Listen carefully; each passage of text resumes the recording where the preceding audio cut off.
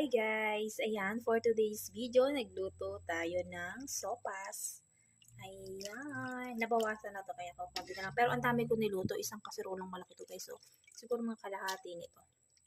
Diba? Siyempre, yung ating pang merienda ay pang hapunan na din. Ayan, kaya dinamihan ko ang sabaw niyan. Ayan siya guys. Oh. Yummy! Siyempre, pag mga ganun ka na, papaabuti na natin ng hapunan para pang ulam na din. Ayan. Nilagyan ko siya ng repolyo and mixed vegetable.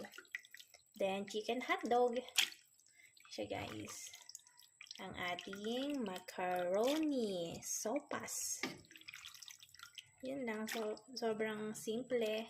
Pero masarap. Siyempre. Siya guys. Tingnan nyo oh. Sarap niyan. Wala pa tong nakalagay na gatas. Hindi ko nilagyan ng gatas. Plain lang siya, guys. Ayan. Plus chicken hotdog. So, yun lang, guys. Kain tayo. Thank you for watching. Follow for more. Bye!